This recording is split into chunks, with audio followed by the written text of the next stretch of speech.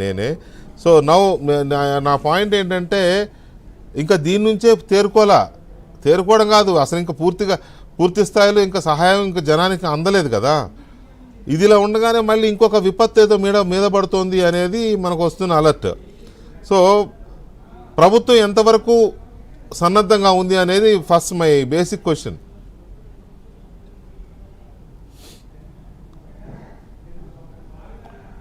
వీకే గారు, మీకు ప్యానెల్లో ఉన్నటువంటి పూడి తిరుపతిరావుకి, విక్రమ్ గారికి, ఏవిఎన్ ప్రేక్షకులందరికీ కూడా నమస్కారం. అండి, మీరు అన్నట్టు ఇంకా బురదే పూర్తిగా మనం కడుక్కోలేదు, మళ్ళీ వెంటనే ఇంకొక తుఫాను వచ్చేటటువంటి ప్రమాదం ఉంది అని చెప్పి ఎప్పుడైతే మరి ఇండియన్ మెట్ డిపార్ట్మెంట్ ఐఎండి వాళ్ళు ఇచ్చినటువంటి ఒక అలర్ట్ ఏదైతే ఉందో అది చూసిన తర్వాత సాధారణంగానే అందరికీ ఆందోళన కలుగుతుంది. మరీ ముఖ్యంగా విజయవాడ వాసులుగా మాకు మరీ ఆందోళనగా ఉంటుంది. ఎందుకంటే ఇప్పుడే ఇంకా పూర్తిగా బయటికి రాలా. సరే, ఆల్రెడీ ఆరెంజ్ అలర్ట్ ఇచ్చినట్టు కూడా మనకు తెలుస్తూ ఉంది. ఆరెంజ్ అలర్ట్ అంటే కొంచెం సిద్ధంగా ఉండండి, మళ్ళీ భారీ వర్షాలు పడేటటువంటి అవకాశం ఉంటుంది అని చెప్పటం. సాధారణంగా గ్రీను, ఎల్లో, ఆరెంజ్, రెడ్ 4 రకాలు ఉంటాయి. ఇంకా రెడ్ అంటే ఎక్స్ట్రీమ్లీ సివియర్ వార్నింగ్, దాని కింద లెవెల్లో ఆరెంజ్ అలర్ట్ ఇచ్చారు. సో అంటే ఇక్కడ ప్రభుత్వ సన్నద్ధత గురించి ఇందాక మన ఏపీ బ్యూరో చీఫ్ రామారావు మాట్లాడారు. ప్రస్తుతం గత 2-3 రోజులుగా విజయవాడలో జరుగుతున్నటువంటి సహాయక కార్యక్రమాల్లో ఉన్నటువంటి చిన్న చిన్న లోపాలను కూడా చంద్రబాబు నాయుడు గారు సరిదిద్దే ప్రయత్నం చేస్తున్నారు.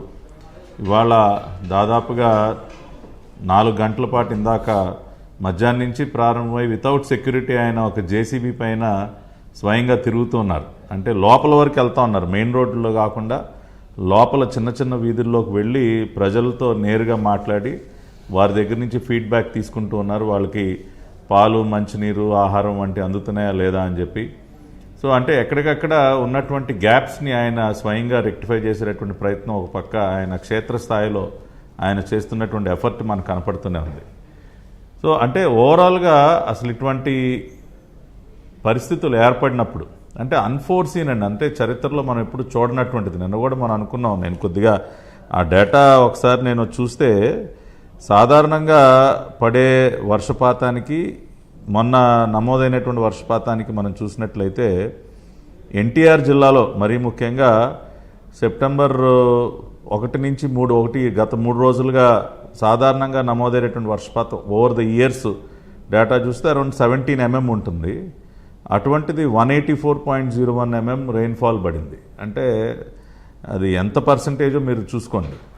అదేవిధంగా జూన్ టు సెప్టెంబర్ ఈ వర్షాకాలం 3 మాసాలు కనుక మనం చూసినట్లయితే దాదాపుగా 71% ఎక్సెస్ రెయిన్ఫాల్ పడినటువంటి పరిస్థితి. అంటే ఇవన్నీ కూడా అన్ఫోర్సీన్ సర్కమ్స్టాన్సెస్.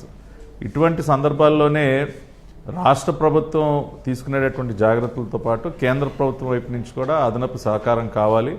ఆ రకంగానే ప్రస్తుతం ఈ రోజు వరకు కూడా కేంద్ర ప్రభుత్వం కూడా స్పందించి ఎన్డీఆర్ బృందాలు పంపించడం కానీ ఇవన్నీ కూడా చేస్తూ ఉన్నారు.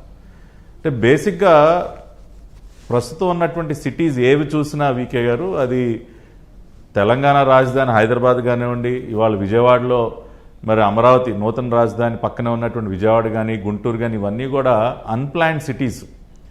అంటే ఒక ప్లాన్డ్ వేలో ఎక్స్పాండ్ అయినటువంటి సిటీస్ కాదు.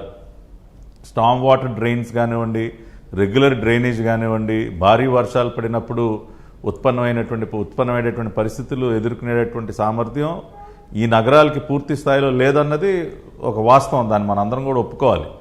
దీనిని సరిదిద్దటం కోసమే చంద్రబాబు నాయుడు గారు 2014-19 మధ్య ఒక ప్రయత్నాన్ని ప్రారంభించారు ఆయన.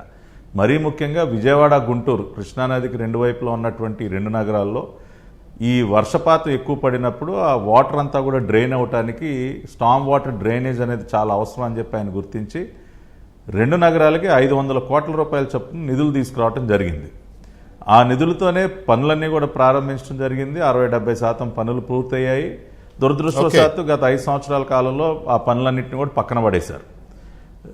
రెండవది, డిజాస్టర్ మేనేజ్మెంట్ ఫండ్స్ ఏవైతే వస్తాయో వాటిని కూడా పూర్తిగా గత ప్రభుత్వం పక్కదారి పట్టించింది, భారీ స్థాయిలో అవినీతికి పాల్పడింది. దాదాపుగా